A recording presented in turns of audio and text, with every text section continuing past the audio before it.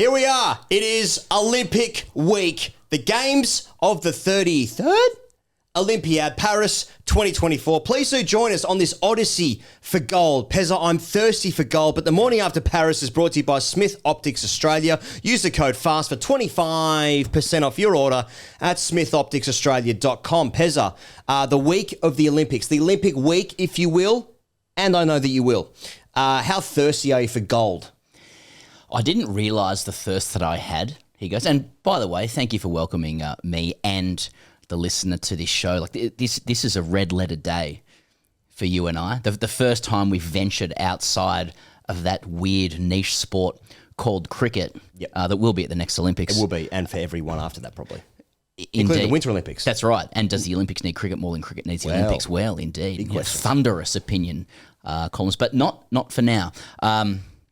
What a privilege it is for us to have the opportunity to provide some narration into the Olympics. I mean, today, a preview show, if you will, before the show proper begins on Sunday, day after day after day of the most prestige Olympic narration and coverage that I think you will be able to attain globally. Yep. That is if this channel and us and the podcast is not shut down due to some proprietary Olympics transgression. I don't know if you're allowed to say the word Olympics, etc. But nevertheless, we're here. Have they trademarked the name of the city? I don't know. Yeah, I don't know if you're allowed to say morning. I don't know. But as you said, the games of the 33rd Olympiad, the thirst for gold from me has snuck up. Yep. And I think it's snuck up because it doesn't take a lot for an Australian, and we're going to get into this later, the roots of this, the origin story of the Olympics for people like us, to feel the kind of the idyllic prestige and premium nature of the Olympic Games. Yeah. Firstly, the word Olympic Games. Now, an event, a movement, and it does have to be described as a movement, rife with dirt. But it's not what we were taught at school. The Olympics is purity. It's purity. We will get into this, but think about our Australian Olympic athletes. I often do. Who will get that tattoo. Yeah. In Paris. The aesthetic is just irresistible. And that's why we're here to chronicle it. Australians, gold, the Eiffel Tower, not wanting to lurch into stereotype, but some of the pictures available are just too much to handle and require analysis. They require all of us to engage in a conversation about what's happening. That's why I'm here. It's about the Roman Empire. It's about doves. It's about reeds. It's about oaths. Yes, you know, that's what the Olympic movement has become. I like the idea of getting an Olympic tattoo, even though I've never been to the Olympics. I went in 2000 because it was in the city that I'm from. So does that count? Am I allowed to get one?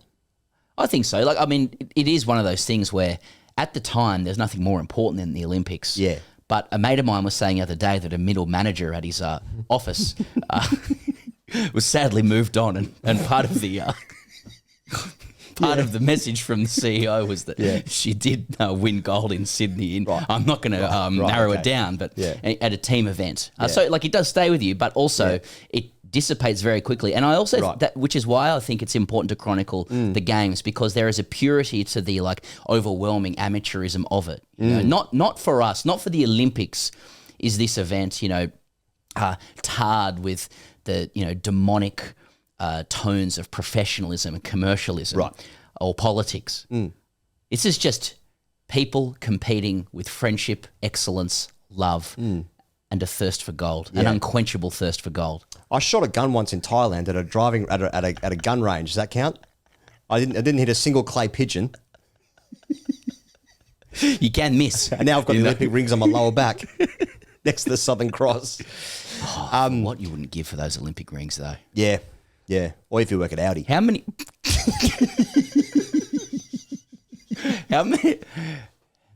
psychopaths out there do you think? We're there. We're off the agenda straight away. Yeah, have tattooed the Olympic rings on them for circuit intimacy reasons. Oh, were you an Olympian? Oh, yeah. No, mate, I just love them. Or pre-internet era, you could probably do it and say I was in the I was sailing with the lasers. Yeah, I was on the laser in 04. Athens. That's right, mate. 88 Seoul. Fuck, mate, we had a great time. I was in Helsinki The games were in 52, but I went a couple of years later. Let's talk about the relationship to the Olympics for the nation state. Now, as Australians, we put so much of our identity. It's our looking glass to the world. Our sport, and our athletes, and they represent us to the rest of the world. We're a sporting nation. We're also a land girt by sea. We tell ourselves this anyway. Different to gout, which is something I have.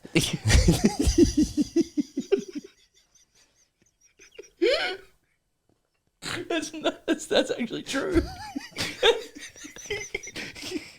A body girt by gout. It's a whole nation crippled by gout. Did they say I land gout by sea? Yeah. Sorry, go on. Anyway, should we put the call out to the fans, to the audience, to the Australians, to the British, to the Indians. And can I just say before we go to our listeners who we've asked to speak, the reason we're doing this Olympics is because we need to set up a scaffolding with this show about how we're going to cover it. This is going to be a long form show. People already know how long it's gone for. We don't quite know how long it's going to go for yet. But this is about how we'd like to cover the Olympics. This show today is going to be about Australia's relationship to the Olympics, our relationship to the Olympics, a little bit of international stuff. But we'll do more of that on the next preview show on Thursday, as you know that the game's really near. But to kick things off, we asked the viewers, we asked the listeners a couple of days ago when we launched this show how they felt about the Olympics, what the Olympics meant to them viscerally. And we cut it together. Shall we have a listen? Yeah, let's go. If you don't come home with a fucking medal around your neck, don't fucking bother getting on the plane. Nice. Boy, oh boy, am I excited for the games. Is it the 25th Olympiad? Who knows? I guess I'm going to back it in. I'm excited for the canoe slalom. I'm excited for the break dancing. I'm excited for your breakdown of the break dancing. Bring on 3 a.m. Ugh. Cannot wait to say Sydney 2000 was better. I was born in 2003. Boys, what's better than beating soft Englishmen? It's fucking up the Americans. So whilst they're dealing with their bullshit election stuff, let's fuck up those in the pool. Come on, Australia! Vis-a-vis frothing on the pool and a little bit of Olympic fucking gold, my friend. Just to set you both up for success from the outset, as I assume you'd be saying both names plenty during week one of the program. It's Kaylee McEwen, Emma McKeon. Kaylee McEwen. Okay. Emma McKeon. All right, lads, let's do what we do best and loot the world of gold and silver. It's coming home. It's coming home. Put on Medals coming home. Fucking hell, boys. Oh my fucking God.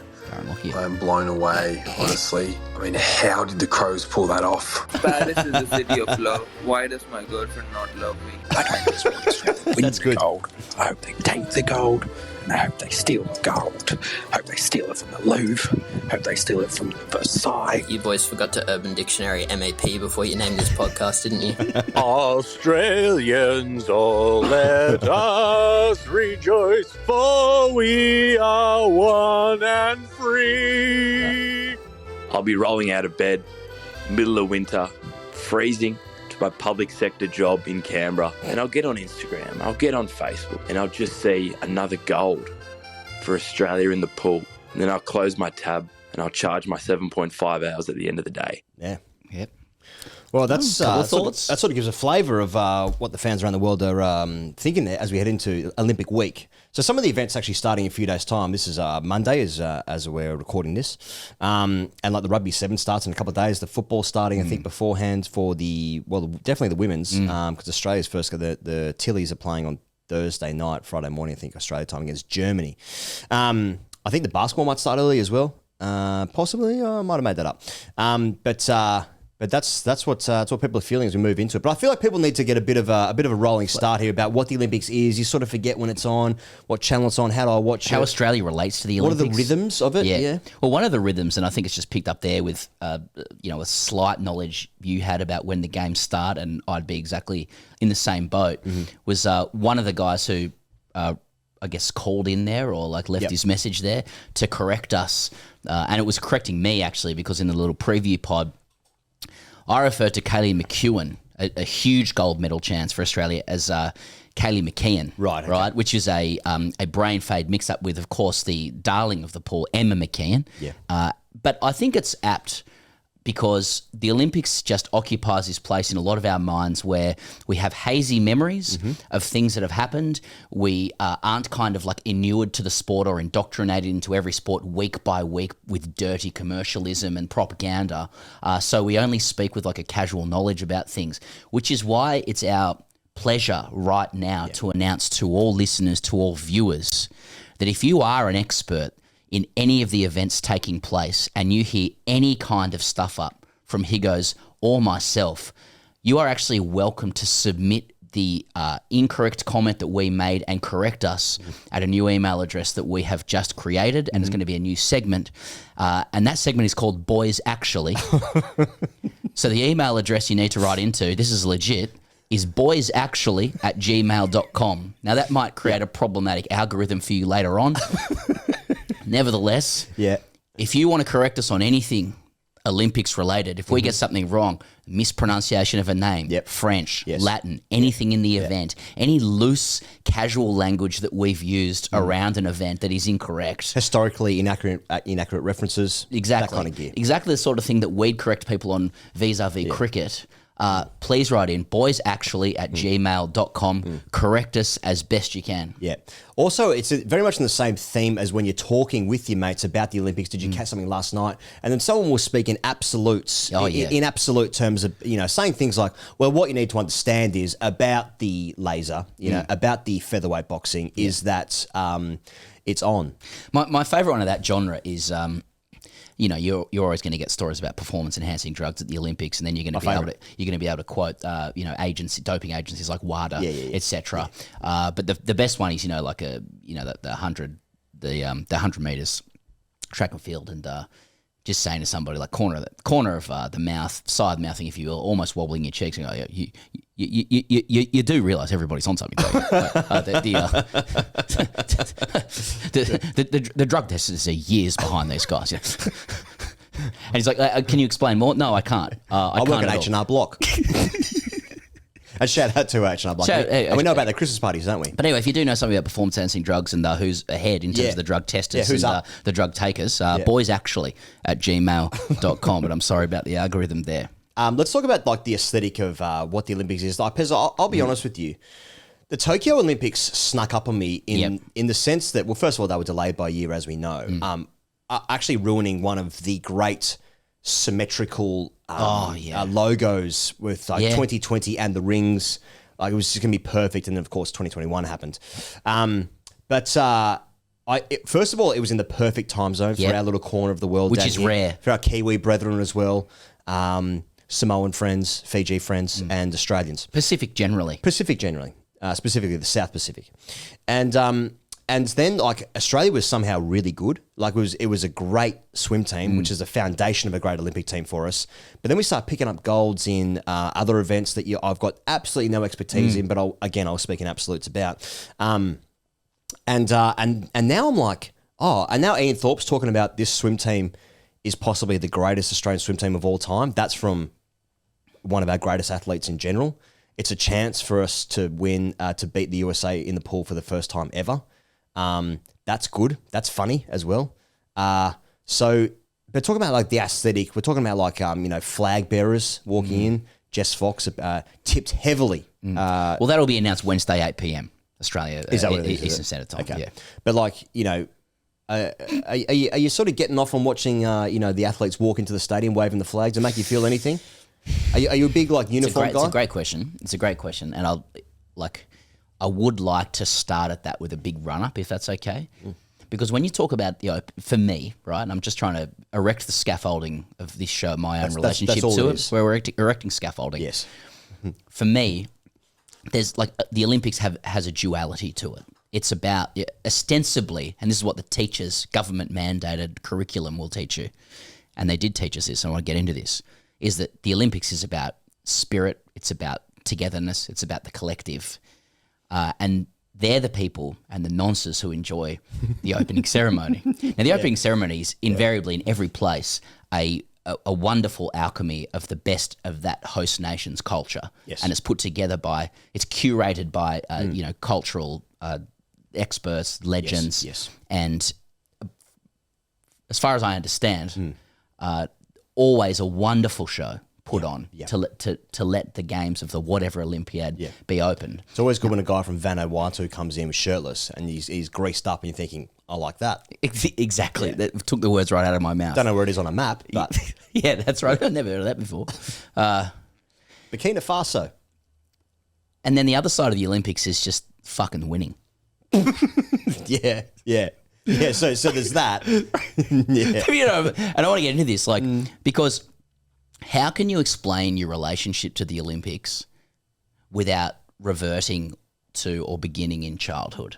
Right, so like I'm going to try and give an Australian perspective here from the early 90s. That's my childhood. That's when the Olympics comes into my consciousness. I'm keen to hear the views of others, whether it's at boysactually at gmail.com or just generally. But like every sport in Australia, and I mainly mean non-Olympic sports, has its own version of WHAM. Right, which of course refers to the strategy and programs used by the governments of South Vietnam and United States during the Vietnam War to win popular support of the Vietnamese people to help to defeat the Viet Cong insurgency. But of course is an acronym for winning hearts and minds. Right, so like AFL today has Auskick. Cricket has Woolworths Blast. Mm-hmm. You know, you might get a supermarket voucher with one, you might get a bank account with the other. You know, rugby league back in the day, at least in my area, would send its heroes out, you know, for clinics, Martin Masella, David Baysari, etc. But when I was a child, the Olympics was in the damn curriculum. You were that was government mandated. You were taught the Olympics. Yes. Some of our viewers, some of our listeners from overseas mightn't have had that. Love to know if they did. But like in the early 90s, it was teachers were paid to teach you about what the Olympics was. And like I think that has deep-seated effects on childhood that endures into adulthood. And like it's not just introductory, like it was cradle to grave. In primary, I don't know if this is your experience here, guys, but like in primary school, with the Olympics, this is when you were ingratiated with notions of competition. First, second, third, gold, silver, bronze, like discriminating by results, absolutism. Now, don't get me wrong. The Olympics, like many would argue, the Olympics, like at its best, is a bastion of inclusion, of involvement, of friendship, of togetherness. But like in 1992, like nevertheless, my memory of the curriculum that I was being subtly indoctrinated into the hard edge of the Olympics, like the quest to scale the mountain, which was the podium, like to attain the gold medal. This is my introduction to winning. And I think that sticks with a lot of Aussies. The other thing you have to understand about primary school. What's that, mate? Is it, and I think this is relevant, the only currency of any value in primary school, socially, emotionally, culturally, spiritually, is speed. Now that's different to I show speed. No, It's a different person. Like raw leg speed. Who's the fastest? The fastest. Could be wheel speed. Like notions of intellect, friendliness, compassion, care, too abstract. Remain abstract into adulthood. And there's a nexus between that, you know, currency of value, speed, and the Olympics when you're in primary school. So you got to understand, this is where it sits for us, for Australians. This is why we thirst for gold so much. The government is saying at the time, if you're quick, if you got pace, go for gold. If you got a bit of toe about you. If you got a bit of toe about you, go for gold. You also learn about the colour bronze, which you've never heard about. And you can only you can only attain that colour if you have the high-end Derwent pencil, which has bronze. I'm talking origin stories with the Olympics here. I remember in year 2, my sister had a crush on a guy in my class, Rob Shaw, because he was fast. He was the fastest in the class. He was quick, to be fair. Did he have some toe? Plenty of toe. Mate, couldn't he run? Rob Shaw. You kidding? Robbie. What did he end up doing? Not sure. Oh, very good. I think a lot of weed. So, like, then you get into high school in Australia, and that's when they start to introduce the more loftier ideals of the Olympics. That's when you start to learn about, Pierre de Coubertin. Oh, yeah, of course. For example. Yeah. The father of the modern Olympics. And I'll say modern Olympics because there was an ancient Olympics. Yeah. I can't tell you much more, but I'm going to indicate that I have some kind of level of knowledge. Well, we don't have time today. Yeah, no time. That's in the next show. You get an introduction to Latin phrases. Citius, Altius, Fortius, which is the Olympic motto of faster, higher, stronger, which is not to be confused with Daft Punk's 2001 single, Harder, Better, Faster, Stronger, which I took performance-enhancing drugs to. Right? Made you really quick. Now, starting a business and all sorts. Incidentally, Daft Punk has actually declined an invitation to perform live at have they? The opening ceremony at the River Seine. However... They were at the Barney wedding. Who wasn't? Us. Not us. But, were they playing Silly Buggers? Daft Punk. I'm asking here on this show. Which is a separate track. It's a B track. It's a B track. This is our new one, Silly Buggers. No, I'm not asking. I'm not saying they were playing Silly Buggers. Oh, I see. But is Daft Punk playing Silly Buggers around performing at the opening ceremony? Just a question. There might be some Daft Punk songs or tracks. They've said they're remaining in retirement. Okay. Yeah. Well, we know the opening ceremony is going to be on the Seine. Which has been the centre of a lot of controversy leading into these games. I mean, I'm actually looking forward to the opening ceremony in terms of just like getting a sense of it, getting a feel for it. So you have to turn the TV on and go, what, like any sports event, what does this look like? Just so I can know what to imagine. Because I'm not a big opening ceremony guy. Like I need action to be had because it goes on for fucking ages because there are so many athletes, there are so many countries, and that's all well and good. I think it's a nice. I'd feel somehow shortchanged if there was no opening or closing ceremony. You want it there, but you don't want to watch it, but you want to know it happened. I know Mr. Bean did it in the London Olympics in 2012. Apart from that, couldn't name a single other thing that's happened in any opening ceremony. Apart from Kathy Freeman doing the flame at the Sydney Olympics. I want to talk about some Australiana in a second. So should we talk about it now? Because like for us, we're of an age where the Sydney Olympics was like right in that like in those developing years where your brain not fully formed just yet, and you're hitting those like really Australiana sentiments, and your nation is good, and the Olympics is still a thriving thing that means so much, and it built so much infrastructure in the city that we were in at the time, and it was like so exciting, and I remember really clearly how uniting that actually was in Sydney in September in 2000. People were like talking to strangers in the street. I've never felt a bigger buzz. Which never happens in Sydney. It's not something you do. You don't talk to strangers. People were like coming together over like different events. You were talking about like fucking Jane Saville's robbery in the walk, heading into the Stadium Australia, which was that newly minted stadium, which was like 120,000 capacity or something like that at the time. That's a good boys actually opportunity around Jane Saville there. Well, I know that during Kathy Freeman's run in the 400 metres where she won gold, there was 112,000 in the stadium. So I'd be surprised if there was 8,000 seats available that night. But anyway, but yeah, so the Olympic movement right there, that's peak. But it might also be because we were 14 or 15 at the time when it happened. You know what I mean? And it was pre-Towers. Yeah, of course. You got to understand that as well. I feel like the Olympics offers people a chance at identity because you mentioned the opening ceremony there before. Mm-hmm. So I think it offers a lot of people the opportunity to say like, wasn't that ceremony wonderfully put together? Just to indicate to people that they woke up at 1 a.m., to watch it on the River Seine, and they actually are they're people who understand, the way you might curate an event like that, and they might also understand the depth of culture that a nation may have, drawing from all of its history, and this is France as well, but like drawing from all of its history, all of its wonderful expertise from well outside the sporting realm. Yeah. And they're letting you know that they have a life of greater depth than just going, did my athlete win fucking gold or not? Yeah. Right? And that's another thing the Olympics offers you, Mm-hmm. That sense of ideal, that sense of a higher purpose than just, dumb genetic freaks. There should be some stories about the revolution, from Napoleon to Mbappe going to Real Madrid, this sort of rich history. Winemaking, stomping on grapes. Hopefully, yeah. And knowing the French as I do, that'll sort of incorporate the use of holograms and AI. Well, what you need to understand is about the French. That's right. So Napoleon sort of nutmegs Mbappe. Yeah, that's right. Just megs. Yeah, see, now I'm into it. Yeah. If I sort of if that was set to Daft Punk playing Silly Buggers, I'd imagine Guetta is going to be involved. Right, okay. After he solved racism, on top of the Empire State Building, I think it was post George Floyd. He was playing a song that says "Shout out to his family." That's right, and then he solved racism. So that was actually what a great moment that was. A pretty cool moment. Yeah. Pretty cool moment. So I don't know if he's available. And a turning point, one might say, in race relations when David Guetta played a gig for George Floyd with a hologram of Napoleon. Megging Mbappe.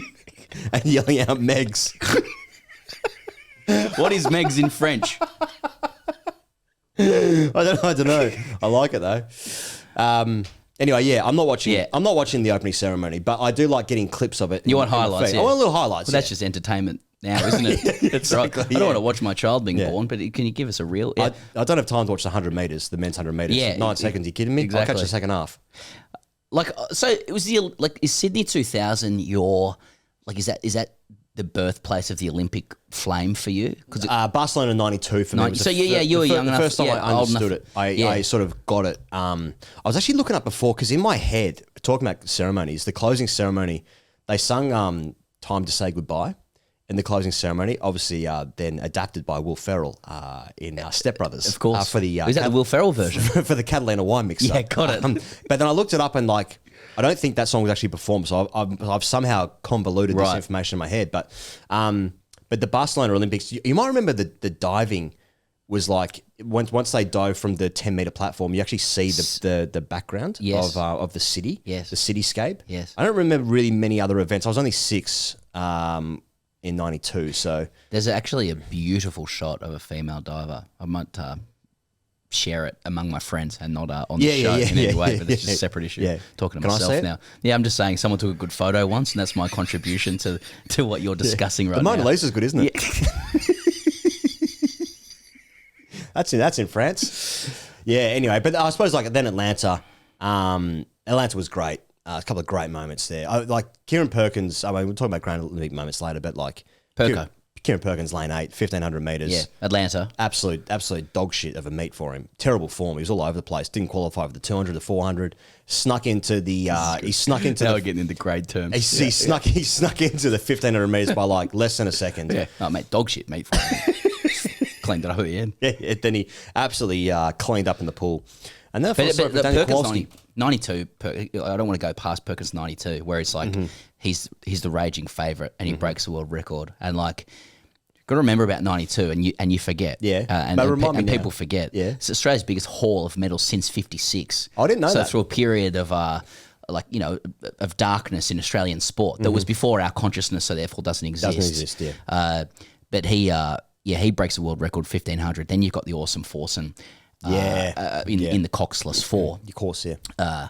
And again, for me, 7 years old, this is nation building stuff. This is, I mean, and problematically too. This is the narrative of Australia. You know, successful amateur white men, winning gold. Now this is a problem, but nevertheless, that's how a nation is built. And then I just want to give you a couple of other names as well from '92. Please. Yeah, Kathy Watt. Oh yeah, on the bike. Oh yeah, she's on the bike. Now, can you do this with me? Matt Ryan, equestrian. Andrew Hoy. How do I remember Andrew Hoy? Well, Matty Ryan won a gold. Andrew Hoy, I think, carried the flag in one year. Oh, yeah. Yeah. Oh, yeah. Well, I think he went to like 5 or 6 Olympics. Yeah. He hated it. Yeah. Absolutely hated it. He hated an Olympics. Hated his family. Yeah, it's like Van Wilder. Just graduate. You're not going again, are you, love? This is number 6. Yeah. Oh, yeah. Unfinished business, babe. Babe, that's the name of his horse. Clint Robinson in the canoeing, and that's also that's where you get your Hayley Lewises, your Sam Rileys, your Susan O'Neills. Now, none of which claimed gold, but a young Susan O'Neill bursting onto the scene. Matthew Dunn. Yeah. Ooh. What are we looking at there? Is that a swimming scenario? Yeah, swimming. Yeah, swimmer. Yeah. I love that. Sits in the back. Yeah. Individual medley, I think was his bag. And it's just at the time when Australia just started to like disproportionately dominate the deluxe. The triple D, as I've often said. Yeah. What is it again? Sorry? Disproportionate domination deluxe. that's when money obviously started flowing into Australian sport. Oh, yeah. Just as our consciousness in sport arrived. That's just right. as Shane Warne arrives on the scene as well. Like the rising tide floated all Australian sporting boats, didn't it? Around there, didn't it? Yeah. Okay. I don't know if that's an incoming Liberal government a couple of years later. Nevertheless, and I feel like the Olympics is great because it's like art imitating life, imitating art. Like, you know that meme going around now about like men can sit down and just say the names of people to each other for hours. Great shout. It's just like Andrew Hoy, Matt Dunn, Kathy Watt. You just go, yes.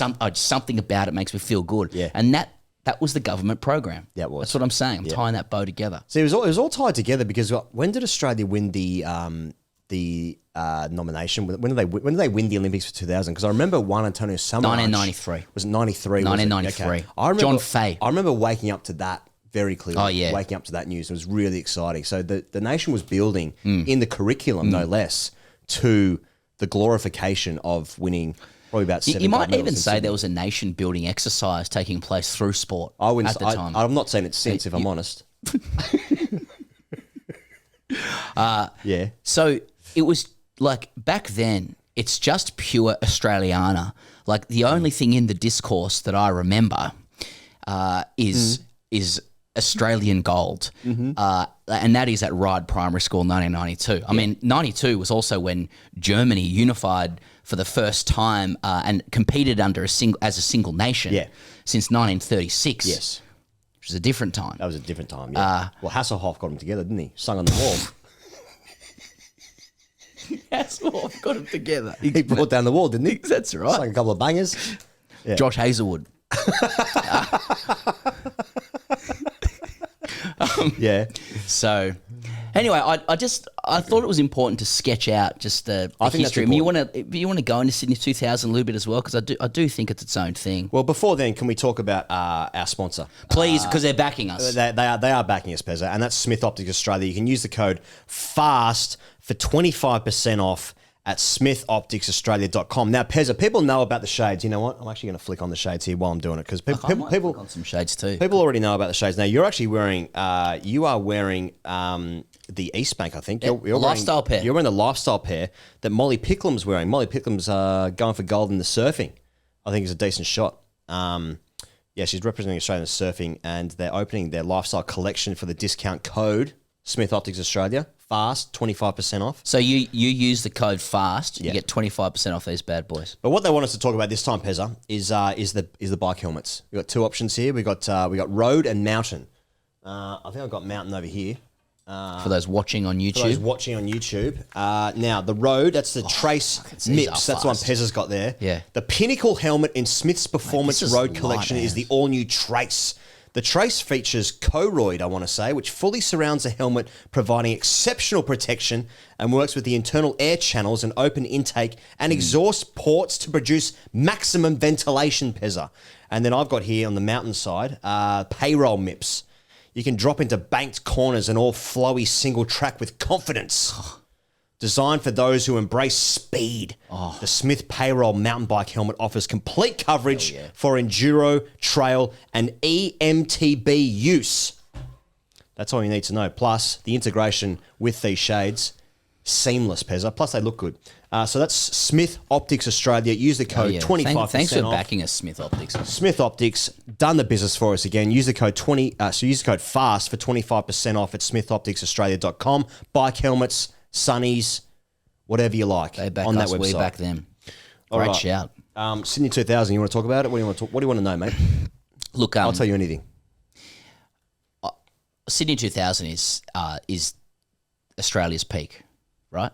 Yes. And maybe that's the view of a Sydney side at age 15 before the towers come down. Australia's had more successful medals in sort of medal collecting games, but this was peak in the sense that fucking everything was coming together. The eyes of the world were upon us. It was pre 9/11. You didn't have to take your shoes off going onto a plane. Yep. Things were good.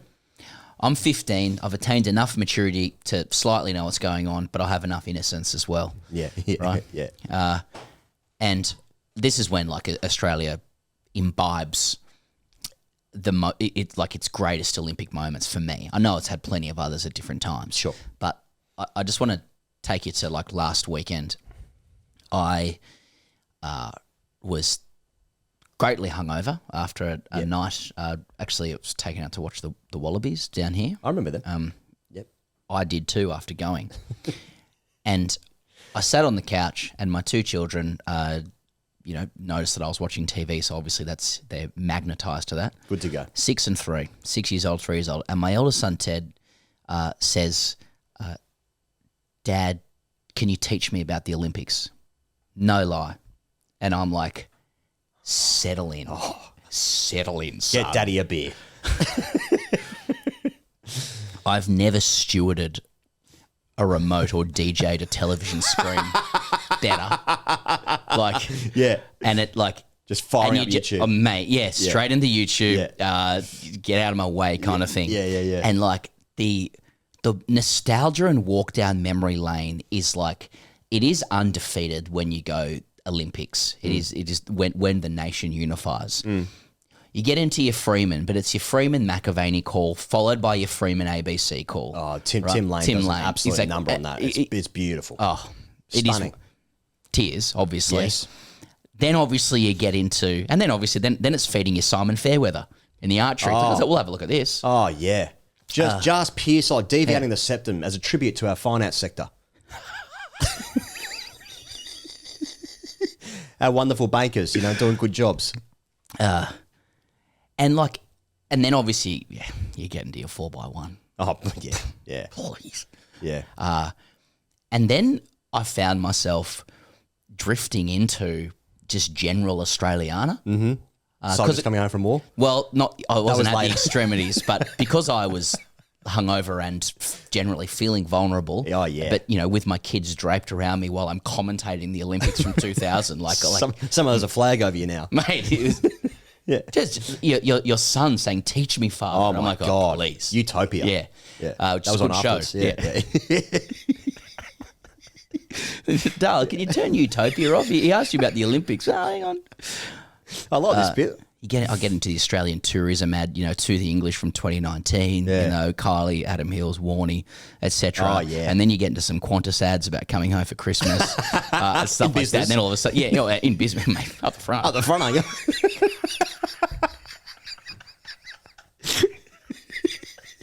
All of a sudden, my wife's sitting there, out, tears everywhere, deluxe. Yeah. Then you get, then I'm trying to get into soldiers coming home. She's like, turn it off.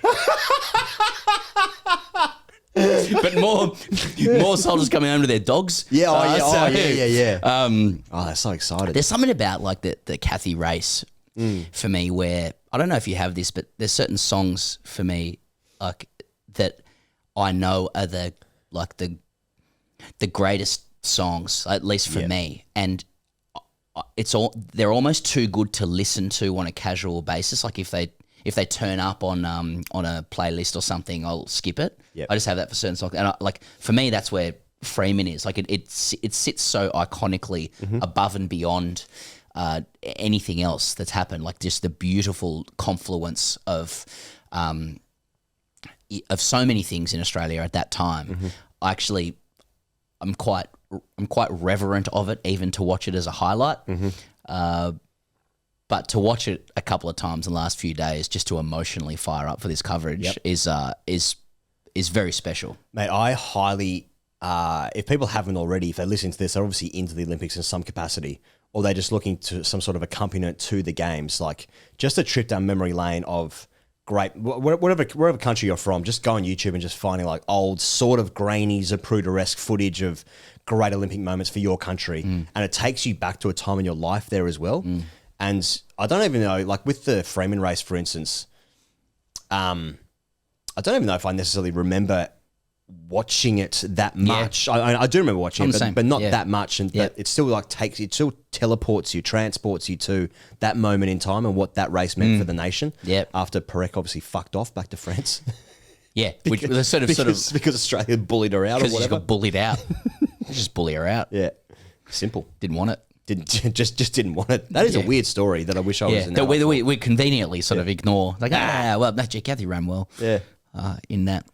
Yeah. And then you have like, Cook and Pothurst in the beach volleyball. On the sands of Bondi. And that snuck up. That snuck up on me. Big time. Yeah. I'd never watched beach volleyball before. With my parents' home anyway.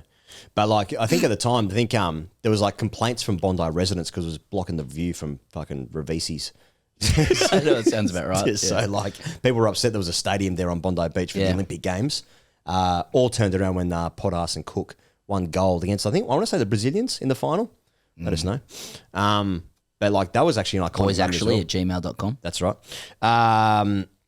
Yeah, but like the iconicism of Bondi Beach, beach volleyball, bronzed Australians in bikinis. Yes. Different to Burkina Faso. That's a separate thing altogether. Thank you for clarifying. Mate, by this, Charlie, can you put this up on the on the YouTube here? But like the image for where the beach volleyball is for these Paris Olympics, they are unbelievable. It's like underneath the Eiffel Tower. Yeah, it's not directly underneath it. It's like that'd be incredible. It's got the vista of the Eiffel Tower. Wow. And obviously, the Eiffel Tower's got the rings, the Olympic rings on it at the moment. Stunning, like beautiful. Have you been? You've been to Paris a couple times? Yeah. Oh, okay. Must be nice. Yeah, I was offended briefly that he said that. Yeah. Sorry. Yeah. No. I've revealed my own insecurities. But like when you sit in front of the there's lawn there in front of the Eiffel Tower. I think that must be where it is. But anyway, it's like a stunning setting. But anyway, back to Sydney Olympics. And then Thorpe and Hall, and Dennis Cometti's call of that, and the way Thorpe hauls in Gary Hall Jr., who at the time is the greatest 100-meter swimmer. He's behind him by a body length. With like 25 to go. Let's call it 3 body lengths. Okay.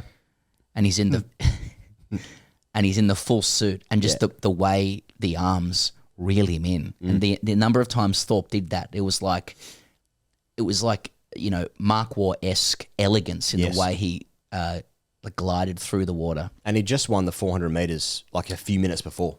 And little tidbits like that is what's going to get you over the line, ladies and gentlemen, in Olympics chat. Mate, he'd actually just won the 400 a couple minutes before. That is gold standard from you. Yeah. And we want more like that. If you can get stuff in like that as well, like just slip couple. it in. If you can help us with a couple little tidbits, just to come over the top of a basic piece of information about any event. No, that's really what sorts the wheat from the chaff in Olympics conversation. That's right. It's got to be like pithy. Yeah. It's got to be trivial, and it's got to be slightly aggressive and snobby. Yeah, that's right. If you can get that category, like those 4 categories sorted out, fantastic. Really, that is what helps you win the Olympics, right? Chef's kiss. Oh, different to the chef de mission. To the chef. Yeah, listening to Steve Monaghetti on Offsiders the other day as well, just talking about the chef. Anna Mears, the chef de mission. I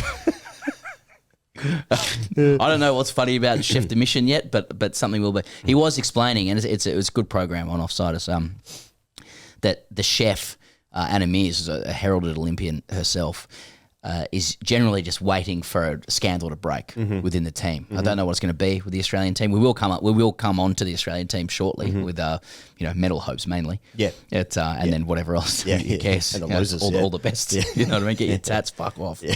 You know? Get sort of 5,000-6,000 extra Instagram followers. That's right. Yeah, all good. But yeah, the chef is just waiting for a scandal. I do wonder what that will be in the Australian team. Can I mention other past Olympic moments that please came into my consciousness? Yeah. I remember I was at home during school holidays in the mid-90s. I want to say might have actually been late 90s, and there was a made-for-TV movie about Greg Louganis, the American diving champion. Yeah. And in this movie, he was depicted by Mario Lopez. Okay. Greg Louganis had been diagnosed with HIV 6 months before this happened, but he hit his head on the board of during his dive at Seoul 88, right, before winning gold. And he was criticised for not telling competitors he had HIV and thus potentially infecting them with AIDS when he came out in 1995. So that was a big controversy at the time. Now, that was depicted in this movie. So it's like just trying to get some like Olympic heritage going on here. What about Atlanta at 96, Pezza? Australian cyclist Shane Kelly. He was the biggest favourite of any cyclist of any event on the road or the velodrome. Yeah, sorry, mate. Just wondering why he talked about that. I'm talking about great Olympic moments. Olympic moments. When Greg People Louganis thought he had AIDS, and I saw it on daytime TV. And I was like, starring Mario Lopez. that's very good, man. Shane Kelly, Pezza, Australian cyclist. Yeah. He was the biggest favourite. I remember what happened here. This is devastating. He was in the middle of 3 successive world titles, and he was in the absolute peak in 96. The year before, he'd broken the world record for the 1K time trial, and he was branded the Minute Man because no one had ever gone so close to breaking the minute barrier in this race. And as he began the race, his left foot slipped out of the pedal, completely stuffing his start. And then he was just out of the event. There was no second chances. There were no false starts.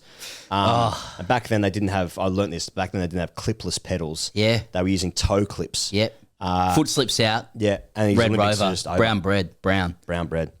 And then I think he went on to win. Well, he was in the middle of winning 3 successive world titles. Yeah. He was an absolute red hot favourite. I remember that. He was a real gold medal hope in Australia too. Like it was we penciled him in basically. He was penciled. With the strongest two of two pencils. Bs. Yeah, it was. I remember that being like that was Atlanta '96. So I'd have been 10. So and I'd never seen cycling before, but I was devastated for him. Yep. And there was that's the Olympics. Exactly. I've never seen this sport before, and I'm devastated and also a bit angry. We're talking about Kieran Perkins before, lane 8. Yeah, from Hayley lane. Lewis.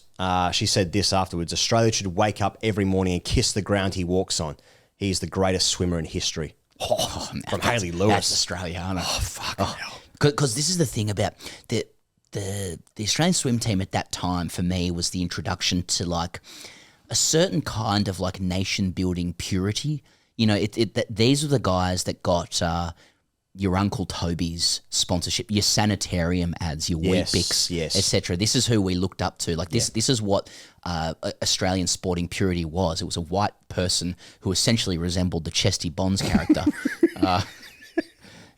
For a long time. He was actually the flag bearer in. It's either Chesty Bonds or Jess Fox. Yeah. A couple of drug moments, Pezza. Right. Mexico City, 1968. You remember this, do you? Yeah. One of your favourite moments.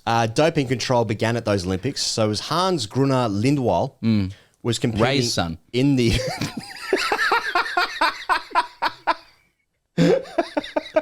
He was competing in the modern pentathlon. He tested positive for excessive alcohol. And was the first Olympian to ever be disqualified for doping. Yep. So he lost his bronze medal after drinking 2 beers to calm his nerves before the shooting competition. Oh, interesting. depressant. Yeah, it was a depressant. That is depressant. a genuine performance-enhancing drug.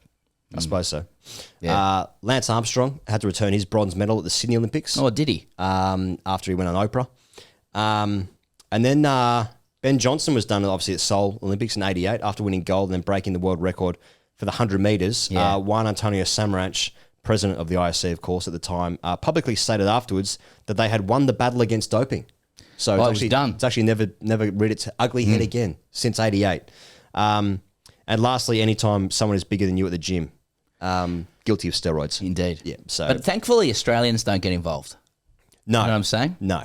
I do remember like some... And if they are, they're wrongly accused. It's a mistake. It's a mistake. Yeah, it's been... Samples been tampered with. Yeah. Yeah. Yeah. I remember as a kid being disappointed that Dean Capobianco had been rubbed out. On the massage table. That was a separate thing. He rubbed one out. No. Yeah, that's right. No, there's some really nefarious actors around performance-enhancing drugs around the world who tend to come from countries that are not allied with Australia. Yeah, that's right. That's right. Nevertheless. When I see sort of green and gold tracksuits being accused of this sort of thing, I think, well, it's actually shameful that they would actually accuse one of ours. It's when the Olympics is co-opted, for ugly soft power politicking. That's right. It's co-opted as a platform for ugly politicking, when nations are kind of, dragged through the mud to bring the nation into disrepute for various trade deals. Yeah. But if another country does it, it's like we've got to look closely at these guys. Yeah, that's right. I mean, like if sort of China's accused, for example, as they are at the moment. You know, they're just buying all these apartments in Sydney. You know, just got. Enough's enough. You know. Yeah. No, you're right. Mate, you're exactly right. Let's talk about Australia Watch, Pezza. Let's talk about something. Something different. yeah. That's right. Yeah. No, should we talk about the actual games themselves coming up? Yeah, the games themselves. Just to be clear, if you're sort of tuning or you're half listening or whatnot, like we are focusing this show on Australia. We're gonna.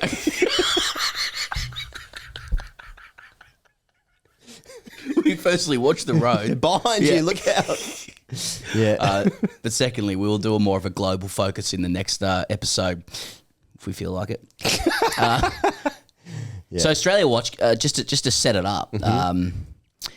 So 460 Australians. Okay, it's a 460 strong team. Which seems like a good number. That sounds like a lot. Well, you know, there's always a little adjacent analogy to war with the Olympics. Not that you meant to say that, but you know, we're 460 strong. Oh, okay. Let's hope they all come home. 256 women, 204 men, 33 sports. Can you give me that breakdown again? 256 women and 204 men. Okay, that's good because our women are the best. Yeah. Our women are good. Women are carrying the can. They are carrying the can. Yeah. In terms of medal hopes. Yes. And medaling. I mean, in the pool, I'm excited. You want so just quickly before we get to the pool, because we'll come off the long run for that. Sure. Equestrian Shane Rose is the oldest member of the Australian Olympic team at 51. Okay. And skateboarder Arisa True is the youngest at 14. Okay. So, and there's 231 athletes making their debut. So, actually, almost like half are making their debut. The other half have been before. Andrew Hoy going around again. Oh, you tried. I don't know Andrew Hoy's story. And they just took his driver's license away from him. He's not allowed on the road. He couldn't read the letters at the end. I honestly think we need to get someone in here to look things up. Yeah. No, he looks okay. Andrew Hoy was born and brought up in Culcan, New South Wales. He started riding when he was 6 years old, and from then on, he's spent the last 5 decades around horses.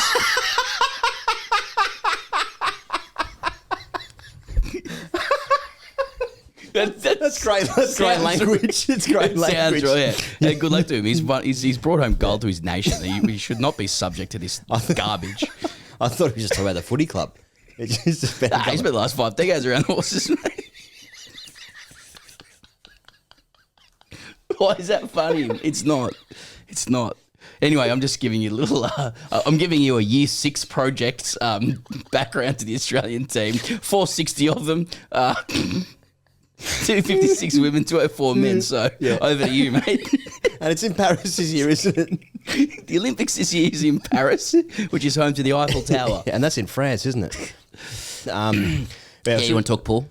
Yeah, I suppose we can go. We talk about teams first. I mentioned before about the Tillies, so they're playing against Germany on Thursday night, Friday morning Australia time. I know they lost their luggage on the way over there. So women's rugby 7's supposed to be a good shot.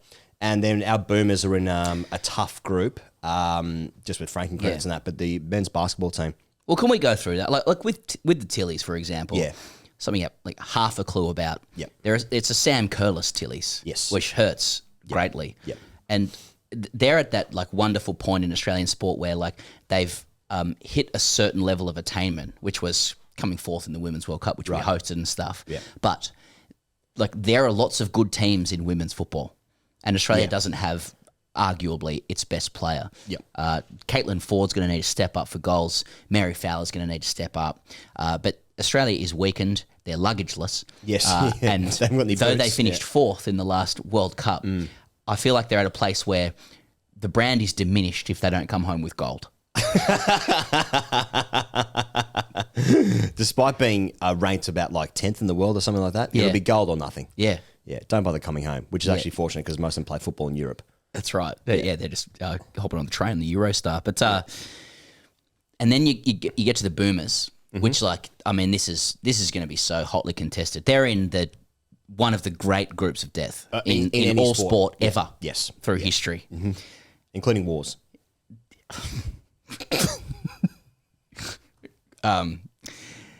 Canada, Greece, Spain. And this is a great opportunity for NBA nuffs to be like, look, and what you've got to understand about these teams. Okay? Greece has Giannis, and Canada has a host of NBA players knocking around. You don't want to run into any Spanish national team at the moment, generally speaking. But the Boomers overcame France in one of these Olympic warm-ups last night, which I will tell you out of the side of my mouth meant nothing unless we win and it works for us, or you get a world record and it goes Jess Holland. Right. And they were stewarded by the young guy who Brian Goorjian coach has given the keys of the team to. That is Josh Giddey, a.k.a. Slob Wizard. He's the Slob Wizard. Now, that's what they call him. Okay. What's that in relation to? It's his name. Just his name. It's a nickname. Okay. Yeah, say less. Okay. Slob is in capitals, and I'm sure it's an acronym for something that he does. I like it.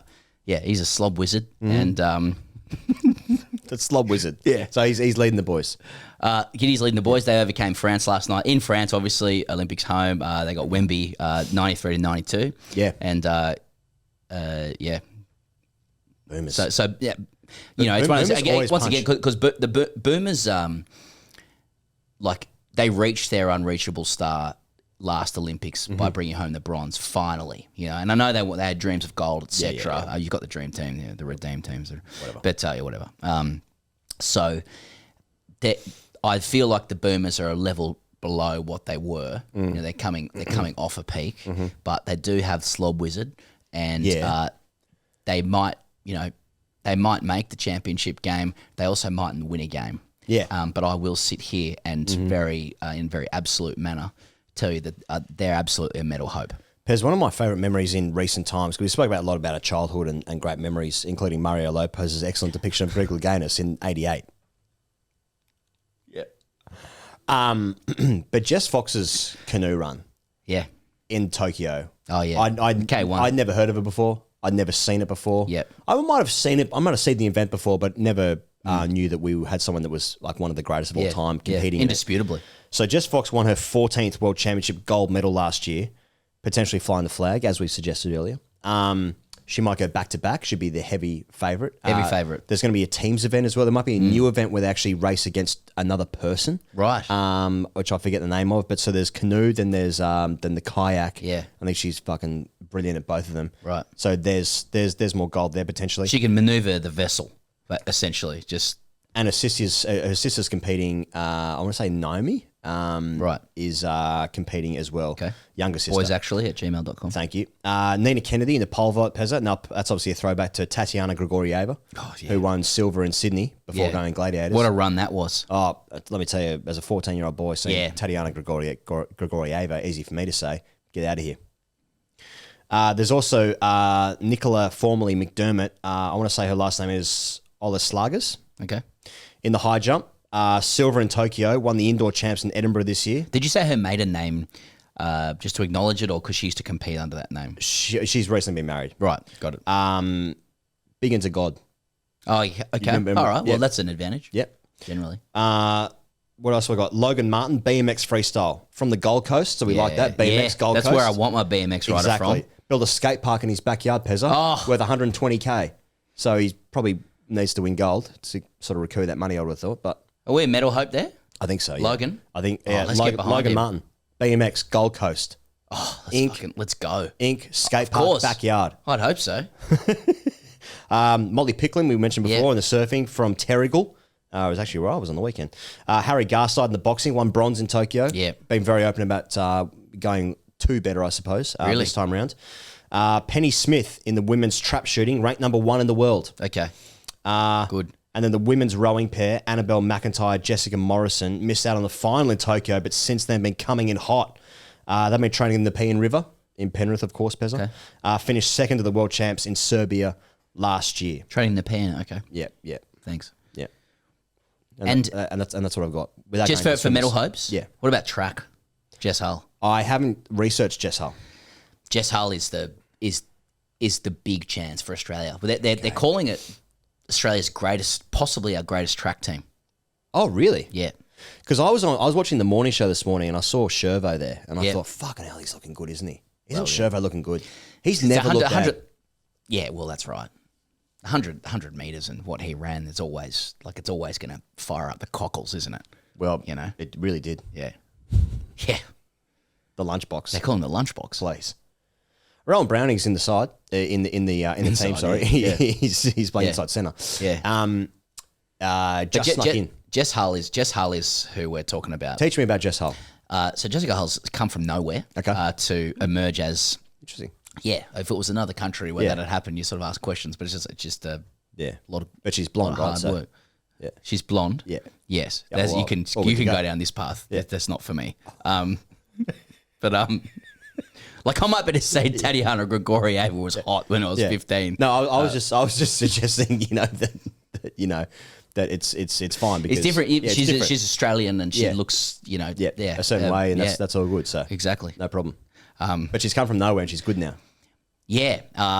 Where do I have it here? Where I just want to get it right rather than it's actually in the back of my head. Definitely. Bring out the spreadsheet there. You got recent track times. Hull City. No, look, she just broke the 2,000 meter world record at in London there ahead of been competing up until last week. Now there's no 2,000 race. Everybody knows that. Everyone knows at the Olympics. She'll be running the 1,500. She's running 1,500. Everyone knows that. Yeah. But that's better because she hasn't done run as far, so she can do that quicker. She can just turn on the afterburners there. Yeah. So we're we've not won many track medals. I mean, what do we look? Goals we're looking at since 2000. Sally Pearson. It's Freeman, Sally Pearson for gold. Fuck, Sally Pearson was good, wasn't she? Oh yeah. A track event now, I love water events because we are a land that is affected heavily by gout. Yeah. I might have gout due to the amount of time spent in water. But a track event is so visceral because it just comes back to that fundamental thing about who's the hottest boy in year 2. Yes. When you're in year 2. Yes. Yes. Thank you. Yeah. Thanks for clarifying. Yeah. And fastness. Yeah. Quickness. Oh, A to B. It's very, very primal. I got to tell you. How do you get... look, I had a beautiful opportunity, sorry, and we'll come to you in a second. Sure. But I've had to come in with something I want to say. Yeah. And when you say we'll come to you, I see you. Well, mate, a couple of us here. Yeah. I had the opportunity, the privilege 10 years ago, maybe more, to have a beer with both Patrick Johnson and Kyle Vanderkart.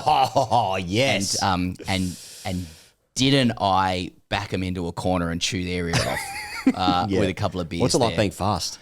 Yeah. Oh, I just thought I was the biggest raconteur known to man, saying you're the fastest in the nation A to B. You're the fastest A to B with obstacles. Yes. And both of them just and Patrick Johnson's I grew up on a boat.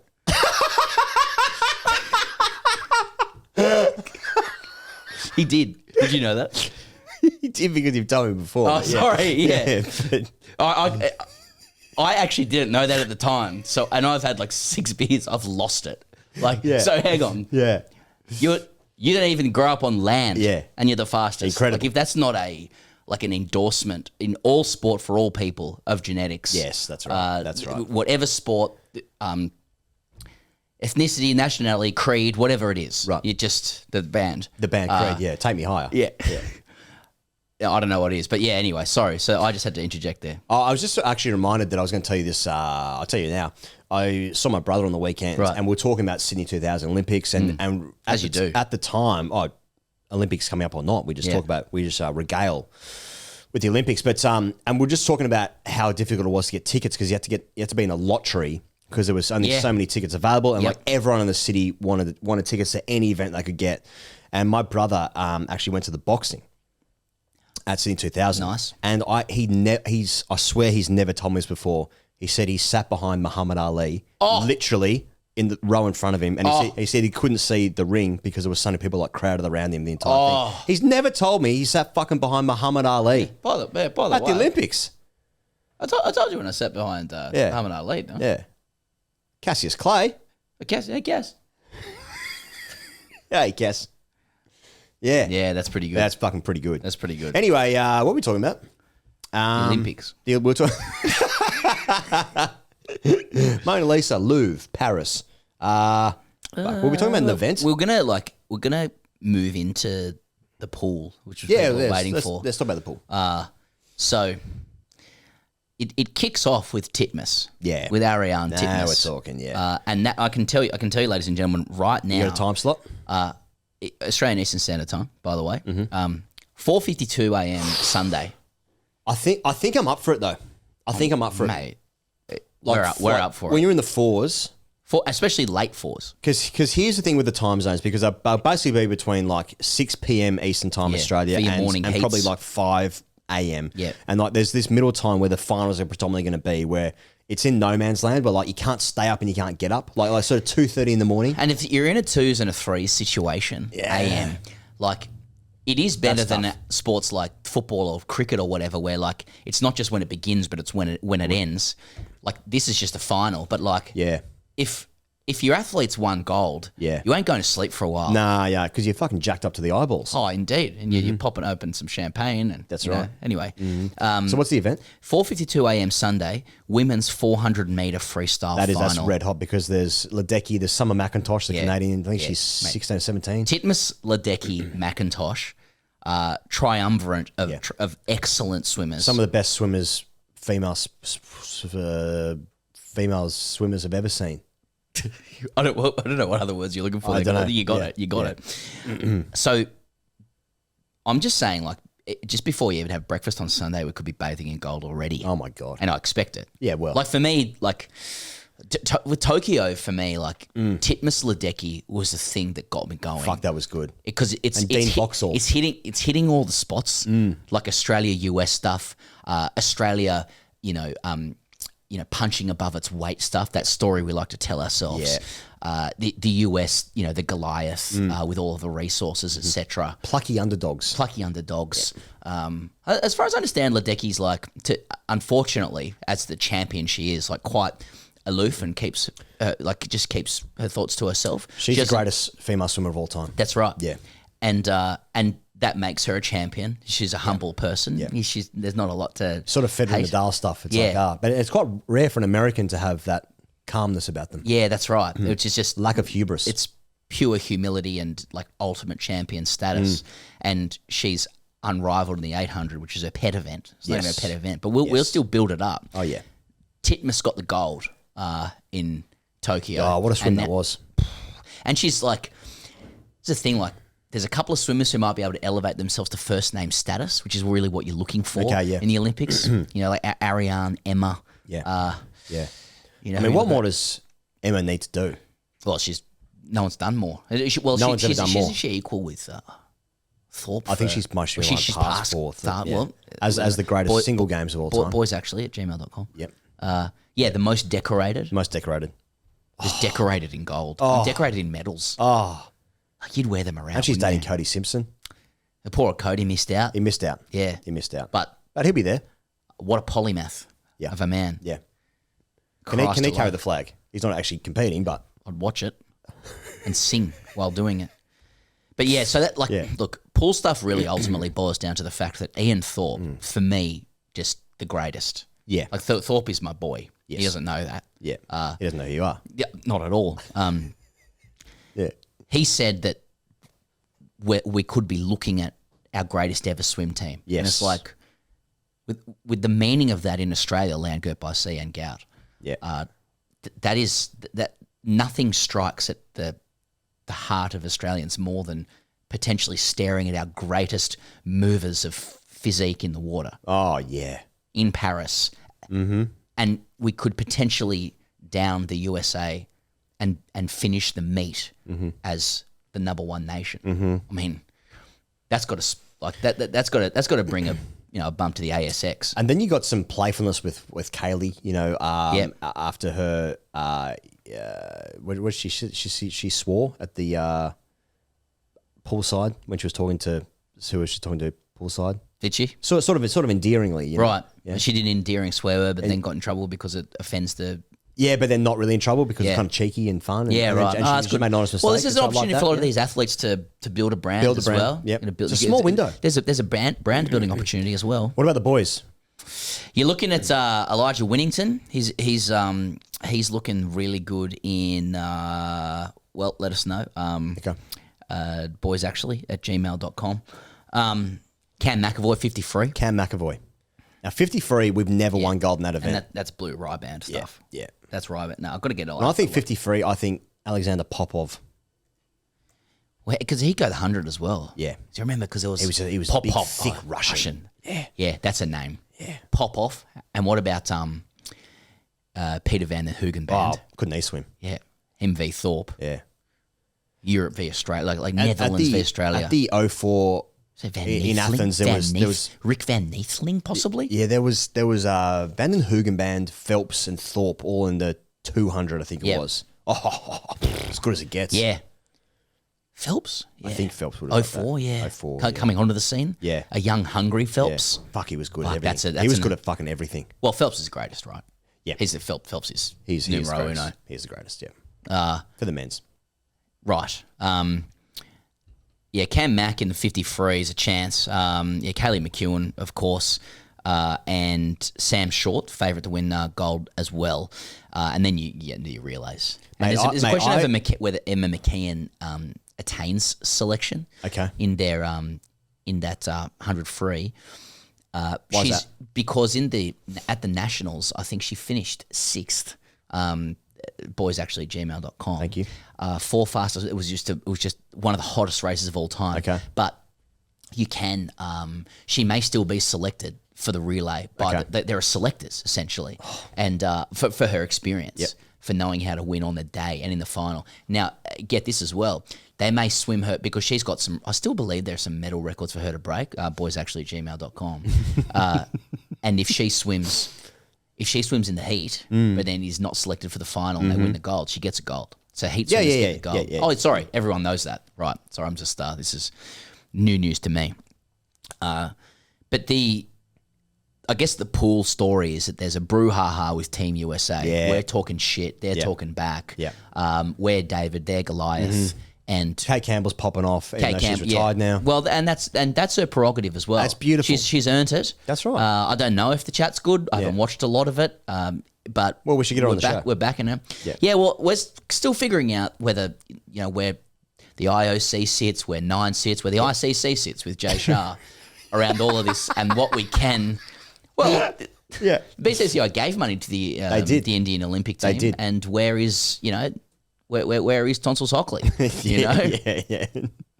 So a couple of things to think about there. That's my wrap. I just want to say, if people are looking for events, and they may well be, 8 p.m. Wednesday, the Australian flag bearers announced. Okay. 11:30 Wednesday, men's rugby sevens, Australia v Samoa, kicks off the entire football program. Oh, okay. I think it's the first team game as well. 3 a.m. Friday, Australia v Germany. Right. So it's 3 a.m. kickoff. So it's 5 a.m. finish. Tillies. Yeah. So Friday morning, 3 a.m. Friday morning, 3 a.m. Australia, Germany. Okay, Tillies. so maybe second half of that one? Yeah, you might get a second half in as well. We're helping people's sleep schedules and giving no consideration to WA. Yes. 3:30 a.m. Saturdays when your opening ceremony kicks off. So I might very much be looking at a second half, final quarter scenario there. Of the highlights. Yeah, but we already know what's going to happen, and that's Napoleon megging, a hologrammed Napoleon megging Kylian Mbappe. Well, should we wrap it up there and then do our international collection of ideas and thoughts as we move forward into these Olympics? Just the last one I'll let you know about is 7 p.m. Saturday. So lock this in, men's basketball, Australia, Spain. Probably do or die already for the Boomers. I like that. 7 p.m. Saturday. Oh, okay, I'm on that. Yeah. I'm on that. When are we going to sleep, man? We've been through this before. We'll figure it out. Yeah. Thanks to the minis, I guess. I guess so. Well, that's the Morning After Paris, episode 1 in the can here. Thanks for joining us. Hey, spread the love around. We're going to be doing... Feedback welcome too. Also a feedback. Yeah, if you want to send us a feedback, we'll just strap that on and just munch away. Well, there would be a few feedbacks going around the equestrian as well. Well, you'd have to. You got to get those athletes. Actually, boys at gmail.com, if you've got any little tweaks for us there or piece of trivia. How do they make them go sideways? That's the... Someone said questions we want to answer. Ketamine was one suggestion. Interesting. I'm not sure if they're talking about the actual riders or the horse themselves, but... Andrew Hoy spent 5 decades around horses.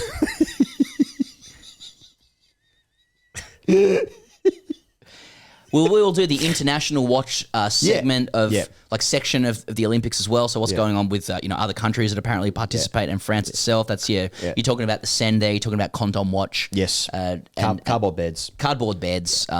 Give us your suggestions if you want us to cover it as well. Yeah, please. Actually, boys@gmail.com, I guess. Get everything in there. And share the love around if boys actually. Sorry. If people are looking to enjoy the Olympics in a new way, then please do share the love around. Send links around to your friends on your group chats and whatnot. We'll be back later in the week for another preview of the Olympics before we do every morning after the opening ceremony for the next Sunday. 17 days from there. So from Sunday, every day until the games conclude. So thanks very much for joining CF Episode 1. We'll see you guys later in the week. Cheers.